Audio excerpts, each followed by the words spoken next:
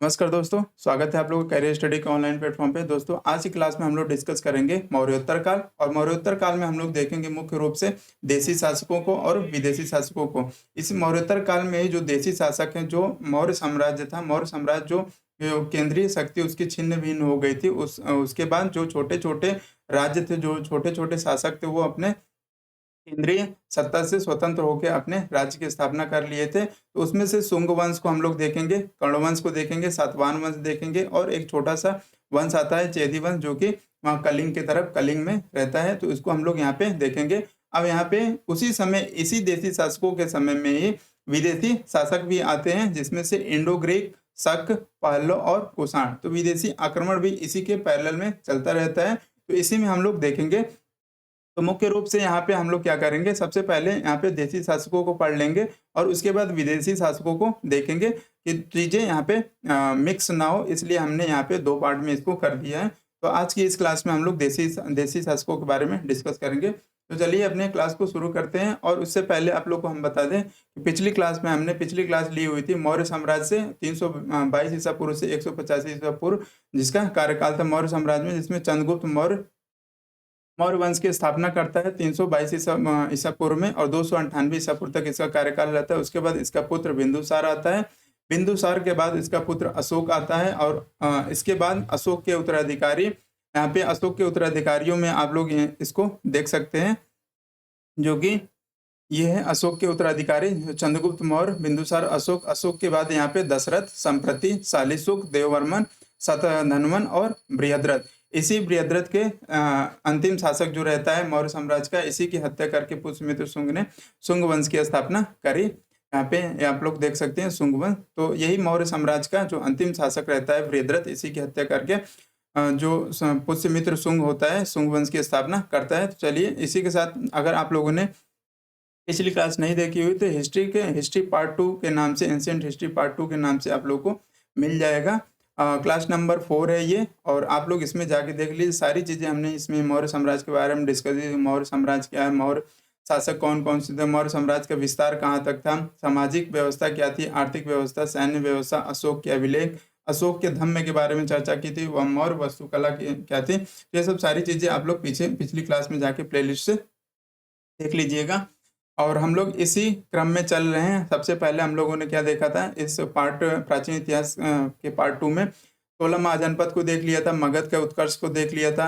अब इसमें मगध साम्राज्य में हर्यक वंश, शिशुनाग वंश, नंद वंश, भारत में विदेशी आक्रमणकारियों को देख लिया था, ईरानी, यूनानी, और सिकंदर का आक्रमण इस यूनानी आक्रमण में ही देख लिए थे। मौर्य साम्राज्य में हम लोग चंद्रगुप्त मौर्य, बिंदुसार, अशोक, अशोक के उत्तराधिकारियों को। अब यहाँ पे हम लोग पहुंचे हैं मौर्योत्तर काल पे। उसमें जिसमें से देसी शासक और विदेशी शासकों को देखेंगे। और आगे अब इसके बाद हम लोग गुप्त काल में चलेंगे, और गुप्त काल होते हुए गुप्तोत्तर काल, संगम काल होते हुए हम लोग मेडिवल हिस्ट्री में प्रवेश कर जाएंगे। तो चलिए अब इसी के देर ना करते हुए अपने मेन टॉपिक पे आते हैं, और हम लोग चलते हैं मौर्योत्तर काल पे। तो ये आप लोग देख रहे हैं मौर्योत्तर काल। मौर्योत्तर काल में मौर्य साम्राज्य केंद्रीकृत प्रशासन पर टिका था, जिसका सबसे मजबूत आधार था सुयोग के दूरदर्शी सम्राट। 232 ईसा पूर्व में अशोक की मृत्यु के बाद मौर्य साम्राज्य कमजोर होने लगा, और अशोक के कमजोर उत्तराधिकारियों के काल में भारतीय साम्राज्य में केंद्रित नियंत्रण कमजोर पड़ने लगा था। मौर्य वंश का अंतिम शासक बृहद्रथ था, जिसकी हत्या 185 ईसा पूर्व में उसके सेनापति पुष्यमित्र शुंग ने की थी। तो इसी का जो सेनापति था बृहद्रथ का 185 ईसा पूर्व में उसकी हत्या कर देता है। बृहद्रथ की मृत्यु के साथ ही मौर्य साम्राज्य का पतन हो गया। तो यहाँ पे आप लोग मैप में देख रहे होंगे मौर्य साम्राज्य ये यहाँ तक फैला हुआ था, जो पिंक से आप लोग देख रहे हैं। इसका स्थापना चंद्रगुप्त मौर्य ने की थी। बिंदुसार आगे इसके उत्तराधिकारी वह अशोक हुए। अशोक के बाद उनके उत्तराधिकारी दशरथ, संप्रति, शालीशुक, देववर्मन, धनवन, और लास्ट में बृहद्रथ थे, जिसकी हत्या करके पुष्यमित्र शुंग ने शुंग वंश की स्थापना करी। यहाँ तक अशोक के उत्तराधिकारियों का आते आते यहाँ पे क्या केंद्रीय सत्ता जो थी छिन्न भिन्न, नियंत्रण कमजोर पड़ने लगा था। मौर्य वंश का अंतिम शासक बृहद्रथ था। यहाँ पे इसको आप लोग देख सकते हैं मैप के माध्यम से कि मौर्य डायनेस्टी 265 बीसी में कहाँ तक ये फैला हुआ है, इसका विस्तार आप लोग यहाँ पे देख रहे हैं। अब यही जो मौर्य अशोक के जो उत्तराधिकारी थे कमजोर उत्तराधिकारी होने के कारण ये जो मौर्य साम्राज्य था धीरे धीरे सिकुड़ने लगा था, और जो प्रांतीय शासक थे, छोटे छोटे जो शासक थे, वो केंद्रीय सत्ता से अलग होके वो अपना अलग से शासन करने लगे। तो धीरे धीरे यहाँ पे आप लोग देख रहे हैं, और इसी में एक जो पुष्यमित्र शुंग था, जो इसका बृहद्रथ का, मौर्य वंश के अंतिम शासक बृहद्रथ का सेनापति था, उसकी बृहद्रथ की हत्या करके ये आप लोग देख रहे हैं, ये यहाँ पे इस छोटे से 101 शुंग वंश की स्थापना करता है यहाँ मगध के एरिया में। तो ये है शुंग वंश। अब यहाँ पे यहीं से हम लोग आगे चलेंगे शुंग वंश की तरफ और देखेंगे। तो यहाँ पे मौर्योत्तर काल में मौर्य साम्राज्य का अंत होने के बाद अब मगध की राजनीतिक एकता छिन्न भिन्न होने लगी। भारत के उत्तरी पश्चिमी घाट पर अनेक विदेशी आक्रमणकारियों ने आक्रमण किया। तो भारत के जो उत्तर पश्चिमी, ये आप लोग देख रहे हैं, ये इधर साइड में जब केंद्रीय सत्ता छिन्न भिन्न हो गई थी, तो इधर से अब जो विदेशी आक्रमणकारी थे उनको आक्रमण करने में आसानी होने लगी। तो ये विदेशी आक्रमण इधर से उत्तर पश्चिमी घाट के अनेक विदेशी आक्रमणों ने आक्रमण किया, जिसमें से आप लोग देख सकते हैं इंडो ग्रीक थे, शक थे, पल्लव थे और कुषाण थे। विदेशी आक्रमणकारियों में करके अनेक स्थानों पर अलग अलग राज्य की स्थापना करने लगे। तो ये सब जो आक्रमण करके अब जो क्षेत्र जीतते थे वहां पे अपनी सत्ता स्थापित करते थे। दक्षिण भारत में भी कई सामंतों ने अपने स्वतंत्र राज्य की घोषणा कर दी। तो अब इसके साथ ही जब दक्षिण भारत में जब बृहद्रथ की हत्या हो गई, अब उसके बाद यहाँ पे जो छोटे छोटे जो राज्य थे, ये सामंत थे, ये भी अपने स्वतंत्रता की घोषणा करके स्वतंत्र राज्य की घोषणा कर दी। इस प्रकार पूरा का पूरा मगध साम्राज्य था वो बिखर गया। जो मगध साम्राज्य बिखर गया, इसको आगे यहाँ पे पुष्यमित्र सिंह इसका विस्तार और करेगा। पुष्यमित्र, अब यहाँ पे शुंग वंश के हम लोग देखते हैं मुख्य रूप से। तो शुंग वंश का स्थापना पुष्यमित्र शुंग संस्थापक पुष्यमित्र शुंग था। पुष्यमित्र शुंग ने 185 ईसा पूर्व में मौर्य शासक बृहद्रथ की हत्या करके शुंग वंश की स्थापना की। पहले ही आप लोग को बता चुके हैं, और ये मैप आप लोग देख सकते हैं, इतने में ही शुंग वंश था। इसने अपनी राजधानी विदिशा, मध्य प्रदेश में विदिशा पड़ता है, वहां पे उसको राजधानी अपने बनाया। ये पुष्यमित्र मौर्य वंश के अंतिम शासक बृहद्रथ का सेनापति था। इसी का जो मौर्य वंश का शासक था बृहद्रथ, इसी का सेनापति था। ये दिव्य दान से पता चलता है कि पुष्यमित्र शुंग पुष्य धर्म का पुत्र था। तो इसके पिता कौन थे? पुष्य धर्म थे। दिव्य दान से ये पता चलता है। पुष्यमित्र कट्टर ब्राह्मणवादी था। यह प्रथम ब्राह्मण राजवंश था। तो शुंग वंश जो है ये सब प्राचीन भारत में सबसे पहला ब्राह्मण राजवंश माना जाता है। ये शुंग वंश को यह था प्रथम ब्राह्मण राजवंश था। इसने मगध पर पहली बार शासन किया था। बौद्ध ग्रंथ दिव्योदान के अनुसार पुष्यमित्र बौद्ध धर्म का उत्पीड़क था। पुष्यमित्र ने अपने शासन काल में 8400 स्तूपों को बौद्ध विहारों को नष्ट किया था और बौद्ध भिक्षुओं की हत्या की थी। इतिहासकारों का मानना है कि पुष्यमित्र शुंग ने अपने जीवन के अंतिम दिनों में बौद्ध धर्म की महानता को समझा और उसने बाद में कई स्तूपों का निर्माण करवाया, जिसमें से मध्य प्रदेश का भराउत स्तूप का निर्माण भी पुष्यमित्र शुंग ने ही करवाया, जो कि पहले लकड़ी का बना हुआ था। इसने इसको पत्थर का बनवाया। तो ये आप लोग भराउत स्तूप देख रहे हैं। भराउत स्तूप में ही इसके चारों तरफ इसने पत्थर का ये बनवाया और यहाँ पे 4 प्रवेश द्वार भी बनवाया। आगे यहाँ पे आप लोग को हमने नेट से एक इंफॉर्मेशन ली हुई, उसको दिखा देते हैं। यहाँ पे भराउत स्तूप, जो कि भारत के मध्य प्रदेश राज्य में स्थित है, एक महत्वपूर्ण बौद्ध स्थल है। यह स्तूप मौर्य सम्राट अशोक द्वारा 2री शताब्दी ईसा पूर्व में बनाया गया था। 3री शताब्दी ईसा पूर्व में बनाया गया था और बाद में शुंग वंश द्वारा इसका विस्तार किया गया। इसमें बुद्ध के जीवन और शिक्षाओं से जुड़ी नक्काशियां और कलाकृतियां हैं, जो बौद्ध धर्म के इतिहास और कला के बारे में जानकारी प्रदान करती हैं। तो ये बौद्ध जो स्तूप था, इसके बारे में ये सब सारी चीजें प्राप्त होती है वहां से। तो इसी भराउत स्तूप का इतिहास के बारे में बात करें तो इसको सबसे पहले सम्राट अशोक ने बनवाया था और इसके बाद इसका जो जीर्णोद्धार था, इसको और मरम्मत का कार्य शुंग काल में शुंग वंश के पुष्यमित्र शुंग ने करवाया। शुंग वंश ने स्तूप के चारों ओर एक शानदार पत्थर की रेलिंग और 4 प्रवेश द्वार जोड़े। तो ये प्रवेश द्वार आप लोग देख रहे हैं और इसके स्तूप के किनारे ये रेलिंग बनवाए उसने उसकी सुरक्षा के लिए, और यहाँ पे 4 प्रवेश, चारों तरफ चारों दिशाओं से 4 प्रवेश द्वार बनवाए और इन पर जटिल नक्काशियां और रातें थी। तो ये जो नक्काशी आप लोग देख रहे हैं, इसके पत्थरों के दरवाजों पे जो प्रवेश द्वार है उस पे शानदार नक्काशी की गई और बुद्ध के जीवन और शिक्षाओं को ये सब दर्शाती हैं। ये सब सारी उन्हीं के बुद्ध के जो शिक्षा थी, उपदेश थे, उसी से रिलेटेड ये सब सारी नक्काशियां इस पे बनी हुई है। तो ये भरहुत स्तूप के बारे में जानकारी, जो कि यहाँ पे पुष्यमित्र शुंग को बौद्ध ग्रंथ का दिव्यदान के अनुसार पुष्यमित्र बौद्ध धर्म का उत्पीड़क था। उसे उत्पीड़क बताया जाता है, लेकिन जैसे जैसे समय बीता उसमें उसने क्या किया, बौद्ध धर्म को समझा, बौद्ध धर्म की महानता को समझा और उसने बाद में कई स्तूपों का निर्माण भी करवाया, जिसमें से एक भरहुत स्तूप के बारे में हमने आपको बताया।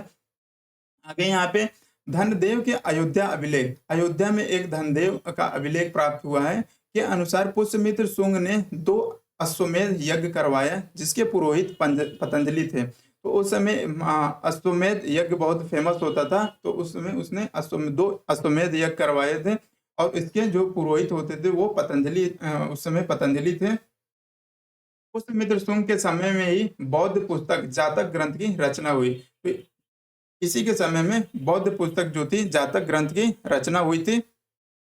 इसको ध्यान में रखिएगा कि पूछ सकता है कि बौद्धों की जो एक जातक ग्रंथ की पुस्तक है वो कब किसके शासनकाल में इसके पुस्तक की रचना की गई थी। पुष्यमित्र शुंग के शासनकाल में, शुंग वंश के शासनकाल में की गई थी। और इसी समय पतंजलि ने, जो पतंजलि इसके पुरोहित थे जो 2 अश्वमेध यज्ञ करवाए, इसी समय उन्होंने महाभाष्य लिखी, पाणिनि ने अष्टाध्यायी लिखी और मनु ने मनुस्मृति लिखी। इसी समय की ये लिखी हुई है। पुष्यमित्र शुंग के समय ही 2 यवन विदेशी आक्रमण हुए। दोनों ही यवन आक्रमण में पुष्यमित्र शुंग की विजय हुई। तो ये दोनों इसी समय क्या होता है, अब इसी के पैरेलल में आप लोग देख रहे हैं यहाँ पे विदेशी आक्रमण हो गया। पुष्यमित्र शुंग के समय में 2 यवन आक्रमण हुए, हिंद यवन आक्रमण यानी यूनानी आक्रमण हुए और दोनों ही यवन आक्रमण पुष्यमित्र शुंग के की विजय हुई।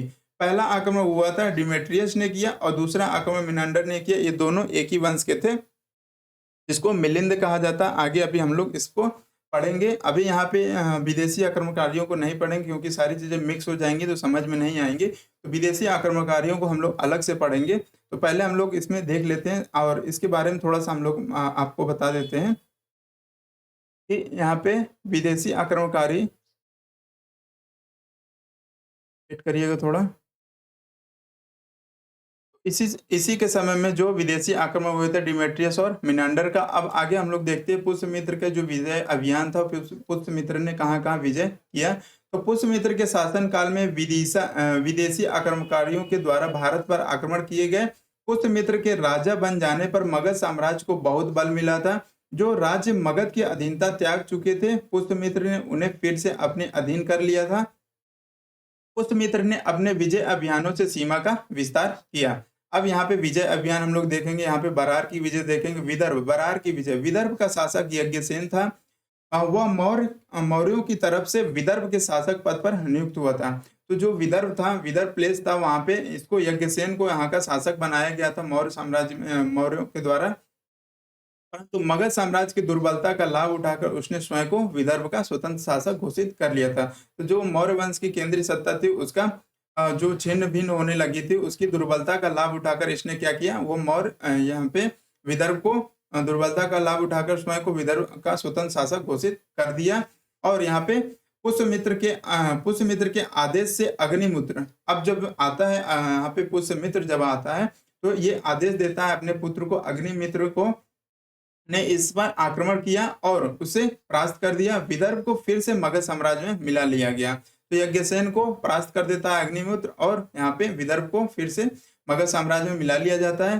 कालिदास के एक प्रसिद्ध नाटक है मालिकाग्निमित्रम में यज्ञसेन जो है, ये जो विदर्भ का शासक है, यज्ञसेन की जो चचेरी बहन थी मालविका और अग्निमित्र जो पुष्यमित्र का पुत्र था, अग्निमित्र के प्रेम की कथा के बारे में इसमें मालिकाग्निमित्रम में कालिदास ने लिखा है। और इसके साथ साथ ही इसमें मालिकाग्निमित्रम में विदर्भ में जो विजय की चर्चा की गई है कि कैसे यहाँ पे अग्निमित्र ने यज्ञसेन को हरा के यहाँ पे विजय प्राप्त की थी। तो इस प्रकार से यहाँ पे कालिदास के इस मालिकाग्निमित्रम से प्रश्न पूछता है कि मालिकाग्निमित्रम किसकी रचना है, तो कालिदास की रचना है। कभी कभी पूछ सकता है कि कालिदास ने इसमें से कौन सी रचना की है, उसमें मालिकाग्निमित्रम हम लोग को टिक करना होता है। नेक्स्ट है यहाँ पे खारवेल से युद्ध। पुष्यमित्र शुंग का खारवेल से युद्ध होता है, जो कि ये कलिंग कलिंग आप लोग जानते हैं, जब हमने मौर्य साम्राज्य पढ़ाया था उसमें अशोक ने कलिंग की कलिंग युद्ध किया था, वह कलिंग है, वहीं पे ये खारवेल वहाँ का राजा था। तो मौर्य वंश के अंतिम दिनों में कलिंग, जो कलिंग था, कलिंग देश वर्तमान उड़ीसा में स्वतंत्र हो गया था। कलिंग का राजा खारवेल था। खारवेल ने मगध पर आक्रमण कर पुष्यमित्र शुंग को पराजित किया था। तो खारवेल ने मगध पे आक्रमण कर दिया था और उसके पुष्यमित्र शुंग को पराजित कर दिया था। इसकी जानकारी कहाँ से मिलती है? तो हाथी गुम्फा अभिलेख से ज्ञात होता है। तो ये खारवेल युद्ध को हम लोगों ने देख लिया। अब यवन आक्रमण, जो विदेशी आक्रमण हो रहे हैं यहाँ पे, उसको यहाँ इसी के पैरेलल में हम लोग देख रहे हैं। तो पुष्यमित्र शुंग के समय में यवन आक्रमण हुआ था, इसका वर्णन मालिकाग्निमित्रम में मिलता है। डिमेट्रियस नामक यवन राजा पुष्यमित्र का समकालीन था। तो जो डिमेट्रियस नामक राजा था, इंडो ग्रीक का शासक था, वो इसके समकालीन था। तो इसीलिए आप लोग को कह रहे थे हम कि जो देशी शासक है उन लोग को अलग से पढ़ लेंगे, विदेशी शासकों को अलग से पढ़ लेंगे, क्योंकि इसी देशी शासकों के बीच बीच में यहाँ पे विदेशी आक्रमण होते रहेंगे। फिर भी यहाँ फिलहाल बस यहाँ पे जान लीजिए कि डिमेट्रियस कौन था। ये मौर्योत्तर काल में जो विदेशी आक्रमण नेक्स्ट क्लास में हम लोग देखेंगे, वहाँ पे इसको हम लोग पूरे विस्तार से देखेंगे। यहाँ पे बस आप लोग एक बार गो थ्रू हो लीजिए। तो ये इंडो ग्रीक हिंद यूनानी था। मौर्योत्तर काल में यूनानी बैक्टीरिया हिंदू कुश पर्वत के पश्चिम से भारत आए। तो ये बैक्टीरिया आप लोग देख रहे हैं, तो पश्चिम से ये लोग क्या आए थे? भारत आए थे। मौर्योत्तर काल में भारत पर आक्रमण करने वाला सबसे पहला यवन ग्रीक आक्रमणकारी डिमेट्रियस प्रथम था। बैक्टीरिया में विद्रोह होने के कारण नए क्षेत्र की चाह में बैक्टीरियाई ग्रीकों के एक अन्य वंश यूकेटाइड ने भी भारत पर आक्रमण किया। तो वहां पे बैक्टीरिया में क्या हुआ था? विद्रोह हो रहा था, सारे वहां पे अराजकता फैली हुई। तो इन लोगों ने आगे दूसरे राज्यों में आने चाहा। तो इसके दूसरे क्षेत्रों कारण नए क्षेत्रों में की चाह में ये बैक्टीरियाई ग्रीकों के एक अन्य वंश, इसी का जो डिमेट्रियस प्रथम जिस वंश का था उसी वंश का ये यूकेटाइडस वंश भी था, ने भी भारत पर आक्रमण कर दिया। यानी इसकी दो शाखाएं हो गई। तो भारत में दो कुलों का शासन स्थापित हुआ, एक डिमेट्रियस वंश और यूकेटाइडस वंश। तो इसके डिमेट्रियस वंश का संस्थापक और डिमेट्रियस प्रथम था, जो जिसकी राजधानी साकल सियालकोट बनाई गई, पाकिस्तान में है। और यूकेटाइडस वंश संस्थापक इसके यूकेटाइडस हैं, जिसकी राजधानी तक्षशिला में है। तो इस प्रकार से इस दोनों वंशों ने यहाँ पे शासन किया। आगे यहाँ पे हम लोग देखते हैं पुष्यमित्र शुंग की मृत्यु के बाद, अब पुष्यमित्र की मृत्यु हो गई, उसके बाद उसके पुत्र अग्निमित्र जो है साम्राज्य का उत्तराधिकारी हुआ। पुष्यमित्र के समय ही अग्निमित्र विदिशा मध्य प्रदेश का उपराजा बनाया गया था। अग्निमित्र के बाद उसके उत्तराधिकारी क्रमशः वसुज्येष्ठ, आंद्रक, पुलिंदक, घोष, वज्रमित्र, भागवत तथा देवभूति नामक राजाओं का शासन था। देवभूति इस वंश का अंतिम शासक हुआ, जिसकी हत्या इसी के मंत्री वासुदेव ने कर दी और कर्ण वंश की स्थापना की। तो यहाँ से हम लोग का क्या होता है? शुंग वंश समाप्त होता है। और शुंग वंश में सबसे लास्ट जो अंतिम शासक हुआ देवभूति हुआ, और देवभूति की हत्या करके उसी का जो मंत्री था वासुदेव ने कर्ण वंश की स्थापना करी। यहाँ पे पुष्यमित्र शुंग ने अपने बृहद्रथ की हत्या कर दी, जो कि सेनापति बृहद्रथ का सेनापति था, वो अपने उसको हत्या करके शुंग वंश की स्थापना की थी। अब यहाँ पे इसी के जो उत्तराधिकारी हैं पुष्यमित्र शुंग के, देवभूति को क्या करते हैं? देवभूति को इसके मंत्री वासुदेव ने हत्या करके एक नए वंश की स्थापना करता है, कर्ण वंश की। अब यहाँ से हम लोग कर्ण वंश को देखेंगे। तो कर्ण वंश यहाँ पे 75 ईसा पूर्व से 30 ईसा पूर्व तक चला। कर्ण वंश का संस्थापक वासुदेव है। ये मगध के एरिया में कर्ण वंश आप लोग देख रहे हैं। जिस प्रकार अंतिम मौर्य शासक बृहद्रथ की हत्या उनके मंत्री पुष्यमित्र शुंग ने की थी, शुंग वंश की स्थापना की थी, उसी प्रकार वासुदेव ने अंतिम शुंग वंश शासक देवभूति की हत्या करके 75 ईसा पूर्व में कर्ण वंश की स्थापना की। वासुदेव ब्राह्मण वंश का था। वैदिक धर्म एवं सांस्कृतिक संरक्षण की जो परंपरा शुंगों ने प्रारंभ की थी, उसे कर्ण वंश ने जारी रखा। कर्ण वंश में केवल 4 शासक हुए। कौन कौन? वासुदेव, भूमिमित्र, तीसरा नारायण और चौथा सुशर्मन। तो ये कर्ण वंश के 4 मुख्य रूप से शासक हुए। इस वंश का अंतिम शासक सुशर्मन था। इसकी हत्या उसके मंत्री सिमुक ने कर दी और उसके बाद सातवाहन वंश की स्थापना कर दी गई। तो ये एक छोटा सा कर्ण वंश के वंश था, जिसमें 75 ईसा पूर्व से लेकर 30 ईसा पूर्व 35 वर्षों तक इसने शासन किया लगभग।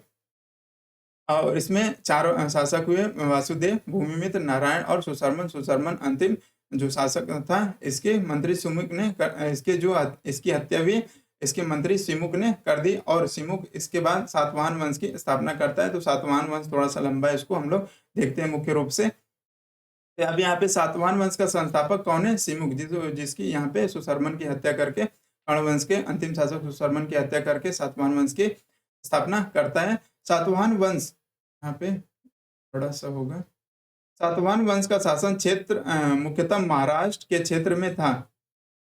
यहाँ पे मुख्यतः यहाँ पे सातवाहन वंश इधर थे महाराष्ट्र के क्षेत्र में, किंतु शक राजाओं ने उन्हें महाराष्ट्र छोड़ने पर विवश कर दिया। तो ये शक कौन है? तो शक ये विदेशी आक्रमणकारी हैं। इसको हम लोग विदेशी आक्रमणकारियों में पढ़ेंगे। बस यहाँ पे जान लीजिए कि यहाँ पे जो शक थे ये सब इधर ही से आए थे, पश्चिम की तरफ से। अब इधर से जब आए पाकिस्तान होते हुए यहाँ पे, तो यहाँ पे ये महाराष्ट्र वाले इलाके में, तो यहाँ से इनको ये शक रिप्लेस कर देते हैं। तो शक राजाओं ने उन्हें महाराष्ट्र छोड़ने पर विवश कर दिया। बार बार ये लोग लड़ाइयाँ करते। तो ये तो सातवाहन क्या थे? सातवाहन वंश को आंध्र प्रदेश में स्थानांतरित होना पड़ा। ये लोग क्या किए? वहां से महाराष्ट्र छोड़ के यहाँ पे इधर आंध्र प्रदेश में आ गए, जिस कारण इन्हें आंध्र सातवाहन भी कहते हैं। सातवाहन वंश की राजधानी प्रतिष्ठान पैठन थी। तो प्रतिष्ठान पैठन यहाँ पे जो मध्य प्रदेश में आप लोग देखते हैं, जो 16 महाजनपद था, जिसकी राजधानी क्या थी? प्रतिष्ठान पोतन या पोटली सॉरी अस्मक था। पोतन पोटली उसी के बगल में यहाँ पे राजधानी इसकी प्रतिष्ठान पैठन थी तथा इसकी राजकीय भाषा प्राकृत तथा लिपि ब्राह्मी थी। तो जो इसकी भाषा थी क्या थी? प्राकृत थी और इसकी जो लिपि थी, जो लिखते थे ये लोग, उसकी लिपि ब्राह्मी थी। सातवाहन वंश किसी न किसी रूप में लगभग 3 शताब्दियों तक बना रहा, यानी 300 वर्षों तक ये चला, जो प्राचीन भारत में किसी एक वंश का सर्वाधिक कार्यकाल है। तो प्राचीन भारत में सबसे ज्यादा कार्यकाल इसका सातवाहन वंश का था। सिमुक की मृत्यु के बाद उसका छोटा भाई कृष्णा काना शासक बना। तो ये सिमुक जो सातवाहन वंश की स्थापना किया था, अभी इसकी मृत्यु हो जाती है। यहाँ पे मृत्यु के बाद उसका छोटा भाई कृष्णा या काना शासक बनता है। काना के बाद उसका पुत्र सतकर्णी प्रथम शासक बना। इस वंश की जानकारी हमें अभिलेखों, सिक्कों तथा स्मारकों से प्राप्त होता है। तीनों से प्राप्त होता है, जो निम्नलिखित है। जैसे पहला आप लोग देख रहे हैं, रानी नागनिका का नानाघाट अभिलेख, पुणे, ये महाराष्ट्र में है। इस पे ये सब सारी चीजें लिखी हुई हैं। यहाँ से इनके बारे में जानकारियां प्राप्त होती है। गौतमी पुत्र सतकर्णी के नासिक से प्राप्त 2 गुहालेख मिले हैं। इसमें भी इससे सातवाहन वंशों के बारे में जानकारी मिलती है। गौतमी बलश्री के नासिक गुहालेख से भी गुहालेख से भी इनके बारे में जानकारियां मिलती हैं। वशिष्ठी पुत्र पुलवामी का नासिक का कारले गुहालेख से भी जानकारी मिलती है। यज्ञ श्री सतकर्णी का नासिक गुहालेख, तो ये सब सारे गुहालेख हैं। ये सब सारे यज्ञ श्री सतकर्णी, वशिष्ठी पुत्र पुलवामी, गौतमी बलश्री, गौतमी पुत्र सतकर्णी, ये सब सारे इस सातवाहन वंश के शासक हैं। आगे अभी हम लोग देखेंगे। अब यहाँ पे सातवाहन वंश 300 ईसा पूर्व से 250 ईसा पूर्व तक है। अब इसके प्रमुख जो शासक है, सिमुक है, कृष्णा काना है, सातकर्णी प्रथम है, हाल है, गौतमी पुत्र सातकर्णी है जो 106 ईसा पूर्व से 130 ईसा पूर्व, वशिष्ठी पुत्र पुलवामी आप लोग 130 से 154 देख रहे हैं। और इसी के बीच में 2 शासक और हुए थे, और जो मुख्य रूप से इम्पोर्टेंट नहीं है, लेकिन इनको भी आप लोग जान सकते हैं कि इसका शिव श्री सातकर्णी था, जो कि 154 से 165 तक रहा। और इसके बाद शिव स्कंद सातकर्णी 165 से 174 तक रहा था। तो 2 शासक इसके वशिष्ठी पुत्र के बाद और थे। अब उसके मुख्य रूप से आता है यज्ञश्री सतकर्णी। तो आइए चलिए इन शासकों को हम लोग देखें। सिमुक और कृष्णा काना को तो देख लिए हम लोग। अब यहाँ पे सतकर्णी प्रथम को देखते हैं। सतकर्णी प्रथम यह सातवाहन वंश का पहला महत्वपूर्ण शासक था। इसकी उपलब्धियों की जानकारी रानी नागनिका के नानाघाट अभिलेख से मिलती है। इसमें सतकर्णी प्रथम की उपलब्धियां बताई गई हैं। नानाघाट अभिलेख में ही सतकर्णी प्रथम को महान विजेता व महान शासक बताया गया है। नानाघाट अभिलेख में उल्लेख मिलता है कि सतकर्णी ने यज्ञ के उपलक्ष्य में ब्राह्मणों को मुद्रा के स्थान पर भूमि दान देना शुरू किया और यह भूमि दान का प्रथम अभिलेख अभिलेख के प्रमाण है। इस प्रकार से यहाँ पे नानाघाट अभिलेख से प्राप्त होता है कि जैसा महान शासक बताया गया है। नानाघाट अभिलेख के में उल्लेख मिलता है कि सतकर्णी ने यज्ञ के उपलक्ष्य में, इसी नानाघाट अभिलेख से प्राप्त होता है कि सतकर्णी ने यज्ञ जो करवाता था, यज्ञ के उपलक्ष्य में जो ब्राह्मण इसके पुरोहित जो होते थे, यज्ञ जो कराते थे, उनको मुद्रा के स्थान पर ये क्या करता था, भूमि को दान में दे देता था और यहीं से भूमि दान देना, ब्राह्मणों को भूमि दान देना शुरू हुआ और यह भूमि दान का प्रथम अभिलेख के प्रमाण मिलता है नानाघाट अभिलेख। तो इसको ध्यान में रखिएगा कि ब्राह्मणों को भूमि दान दिए जाने का कहाँ पे उल्लेख है, तो नानाघाट के अभिलेख में है। नेक्स्ट है यहाँ पे हाल, एक जो इसके बारे में ज्यादा जानकारी इंपॉर्टेंट नहीं है। तो ये हाल शासक होता है सातवाहन वंश का। सातवाहन वंश में हाल महानतम शासक था। वह एक बड़ा कवि, यहाँ से प्रश्न पूछता है कि वह एक बड़ा कवि तथा कवियों एवं विद्वानों का आश्रय दाता था। तो पूछता है कि सातवाहन वंश में कौन शासक था जिसमें के कवियों एवं विद्वानों का आश्रय दाता था, तो वो है हाल। हाल ने गाथा सप्तशती नामक एक काव्य की रचना की। इसकी भाषा प्राकृत है। नेक्स्ट है गौतमीपुत्र सतकर्णी, 106 ईसा पूर्व से 130 ईसा पूर्व इसका कार्यकाल था। गौतमीपुत्र सतकर्णी सातवाहन वंश का सबसे महान शासक था। इसके समय नासिक के शक शासक नहपान ने इस पर आक्रमण किया। तो देखिए नहपान कौन है, ये भी विदेशी आक्रमणकारी है और इस पर आक्रमण कर दिया, किंतु गौतमीपुत्र सतकर्णी ने उसे पराजित कर दिया। नासिक जोगलथंबी से चांदी के लगभग 8000 सिक्के प्राप्त हुए हैं, जिनमें एक तरफ नहपान तथा दूसरी तरफ गौतमीपुत्र सतकर्णी का नाम है। तो यहाँ पे जो सिक्के प्राप्त हुए 8000 सिक्के प्राप्त हुए हैं और जिसमें से इसमें एक तरफ नहपान तथा दूसरी तरफ गौतमीपुत्र सतकर्णी का नाम है, जिससे पता चलता है कि गौतमीपुत्र सतकर्णी ने शक शासक नहपान को हराया था। तो ये नहपान आप लोग ध्यान रखिएगा, ये विदेशी शासक है और इसको विदेशी शासक में हम लोग पढ़ेंगे। तो इसी के पैरेलल में जो ये देशी शासक हम लोग पढ़ रहे हैं मौर्योत्तर काल में, इन्हीं के पैरेलल में विदेशी शासक भी, इन दोनों का शासन इधर रहता है 300-400 सालों तक। तो इसको हम लोग यहाँ पे देखते हैं। नेक्स्ट है गौतमीपुत्र सतकर्णी के विजय की जानकारी उसकी माता गौतमी बलश्री ने नासिक अभिलेख से प्राप्त होती है। इस अभिलेख में उसे अद्वितीय ब्राह्मण यानी एका ब्राह्मण, यहाँ से एक प्रश्न एक बार पूछा गया है यूपीपीसीएस में कि एका ब्राह्मण किसे कहा गया है, तो गौतमीपुत्र सतकर्णी को कहा गया है एका ब्राह्मण। अब इसी अभिलेख के अनुसार इसके घोड़े ने 3 समुद्रों का पानी पिया था। तो इसके ये यहाँ पे आप लोग देख रहे हैं, पहले ये लोग कहाँ पे, महाराष्ट्र में थे, उसके बाद ये लोग इधर आए आंध्र प्रदेश की तरफ। तो इनके घोड़ों ने इधर के भी पानी पिया, इधर कर्नाटक, इधर भी और इधर भी। इसी के कहने का मतलब ये है कि इसके घोड़ों ने तीनों समुद्रों का पानी पिया था। इसका साम्राज्य संभवतः उत्तर में मालवा से लेकर दक्षिण में कर्नाटक तक फैला हुआ था। तो ये इसका साम्राज्य विस्तार था, यह दक्षिण भारत में पूरे। नेक्स्ट है यहाँ पे वशिष्ठी पुत्र पुलवामी, 106 ईसा पूर्व से 154 ईसा पूर्व, यहाँ पे 154, कुछ मिस्टेक हो गया है टाइपिंग में, तो अभी यहाँ पे सही होगा। यहाँ पे हम लोग देखते हैं तो वशिष्ठी पुत्र पुलवामी जो कि इसका 130 ईसा पूर्व से 154 ईसा पूर्व तक कार्यकाल रहता है। तो गौतमीपुत्र सतकर्णी के बाद उसका पुत्र वशिष्ठी पुत्र पुलवामी शासक बना। आंध्र प्रदेश पर विजय के पश्चात उसे प्रथम आंध्र सम्राट कहा गया। उसने शक शासक रुद्रदामन को 2 बार पराजित किया। तो ये शक शासक कौन है, रुद्रदामन, ये भी विदेशी आक्रमणकारी है। रुद्रदामन को 2 बार पराजित किया। उसे दक्षिणा पथेश्वर भी कहा गया है, यानी किसको, दक्षिणा वशिष्ठी पुत्र पुलवामी को, गौतमीपुत्र वशिष्ठी पुत्र पुलवामी को दक्षिणा पथेश्वर भी कहा गया है।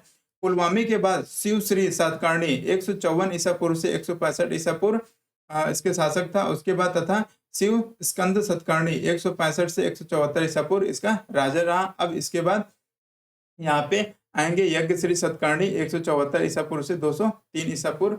यज्ञ श्री सतकर्णी सातवाहन वंश का अंतिम महत्वपूर्ण राजा था।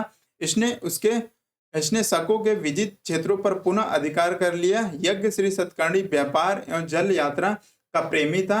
इसके सिक्कों पर जहाज के चित्र बने हुए हैं जो इसके जल यात्रा एवं व्यापार के प्रति प्रेम का द्योतक है। ये आप लोग देख रहे हैं, इसके सिक्कों पे ये जो जहाज के चिन्ह बने हुए हैं, तो ये इससे पता चलता है कि ये जहाज का प्रेमी था, जल यात्रा एवं व्यापार के प्रति इसका प्रेम का ये द्योतक था। इसके सिक्के आंध्र प्रदेश, महाराष्ट्र, मध्य प्रदेश, गुजरात से प्राप्त हुए हैं। तो आंध्र प्रदेश, सातवाहन वंश का मुख्य केंद्र ये आंध्र प्रदेश, महाराष्ट्र और मध्य प्रदेश, गुजरात से, मालवा से प्राप्त हुए हैं। यज्ञ श्री सतकर्णी के मृत्यु के बाद सातवाहनों का साम्राज्य विभाजित हो गया, जिसका मुख्य कारण विद्रोह या केंद्रीय शासन की दुर्बलता थी। तो इस प्रकार से यहाँ पे सातवाहन वंश का भी यहाँ पे अंत होता है। अब इसके थोड़ा सा हम लोग सिक्कों के बारे में देख लेते हैं। सातवाहन वंश के सिक्के, सातवाहन वंश के सिक्कों द्वारा जारी व शासकों द्वारा जारी किए गए सिक्के, वो चांदी के सिक्के, यहाँ से प्रश्न पूछता है सिक्कों से, चांदी के सिक्के जारी किए थे, तांबा के सिक्के जारी किए थे, पोटीन के सिक्के जारी किए थे और शीशे के सिक्के जारी किए थे। इन चारों को आप लोग ध्यान में रखिएगा। देखिए यहाँ पे जो है सोने का सिक्का, इन लोगों ने जो देसी शासक हैं, सोने का सिक्का इसने किसी ने भी जारी नहीं किया है। सोने का सिक्का विदेशी शासक जारी करेंगे। तो इन देशी शासकों का अगर आप लोग का नाम याद रहेगा तो आप लोग इससे यहाँ से पूछता है कि किसने सोने के सिक्के जारी किए, तो देशी शासकों को हटा के विदेशी शासक में आप लोग टिक कर सकते हैं।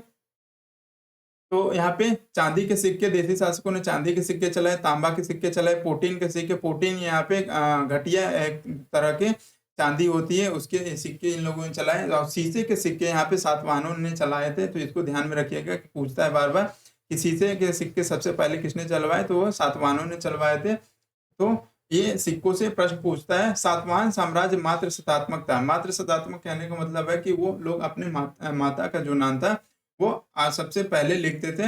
यहाँ नाम के पहले माता का नाम लिखा जाता था, किंतु राजा यहाँ पे कौन होता था, पुरुष ही होता था। लेकिन ये मात्र सत्तात्मक ऐसा होता है कि प्रतीत होता है कि ये समाज मात्र सत्तात्मक था, क्योंकि नाम के आगे अपनी माता का नाम लगाते थे। जैसे यहाँ पे सारे नामों को हम लोग यज्ञ श्री सतकर्णी, यहाँ पे वशिष्ठी पुत्र पुलवामी, पत्नी पुत्र सतकर्णी, तो ये सब क्या है, इनके माताओं के नाम है।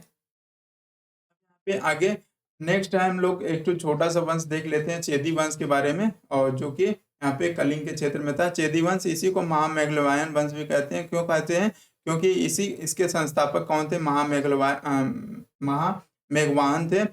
कलिंग के चेदी वंश से संबंधित जानकारी का मुख्य स्रोत खारवेल का हाथी गुम्फा अभिलेख है।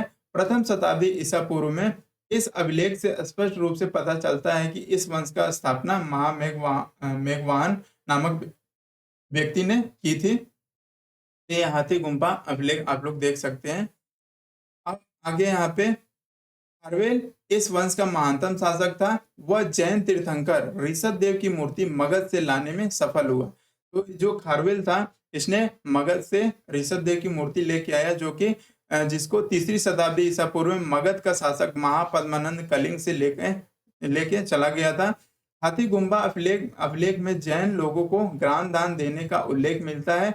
इस अभिलेख में दक्षिण के 3 राज्य चोल, चेर एवं पांडे, ये देख रहे हैं, चोल, चेर और ये पांडे, जो दक्षिण के ये 3 राज्य हैं, वो उसके द्वारा पराजित किए जाने का उल्लेख है। तो जो उड़ीसा उधर कलिंग, ये आप लोग देख रहे हैं कलिंग, ये यहाँ से इसने यहाँ पे चोल था, चेर था, ये पांडे, यहाँ पे इसको इन्होंने क्या किया था, पराजित किया था, चोल, चेर, पांडे को। अब इस प्रकार से यहाँ पे चेदी वंश के लास्ट वंश था यहाँ पे हम लोग का देसी शासकों में। तो इस प्रकार से यहाँ पे हम लोगों ने मौर्योत्तर काल में देसी शासकों को समाप्त कर लिया है। अब यहाँ पे नेक्स्ट क्लास में हम लोग क्या पढ़ेंगे, विदेशी शासकों को पढ़ेंगे, जिसमें से इंडो ग्रीक, शक, पहल्लो और कुषाण। इसी के पैरेलल में ये सारी चीजें थी, लेकिन जो इन्हीं के बीच में विदेशी आक्रमण होते रहते हैं। लेकिन हम लोगों ने एक अलग से देसी शासकों को पढ़ा और विदेशी शासकों को पढ़ा, हम दोनों को एक जगह हम लोग कंबाइन कर लेंगे, तो उसमें सारी चीज़ें हम लोग को अलग अलग चीज़ें मिल जाएंगी, मिक्स नहीं होगी, याद करने में आसानी होगी। तो चलिए इसके साथ ही अपनी क्लास को समाप्त करते हैं। मिलते हैं नेक्स्ट क्लास में, विदेशी शासकों को पढ़ेंगे। और इन दोनों मौर्योत्तर काल को पढ़ने के बाद हम लोग क्या करेंगे, एक पीवाईक्यूज लगाएंगे और पीवाईक्यूज में लगभग 35 से 40 प्रश्न हैं, तो उसको हम लोग देख लेंगे। चलिए अपने क्लास को समाप्त करते हैं। धन्यवाद, मिलते हैं नेक्स्ट क्लास में।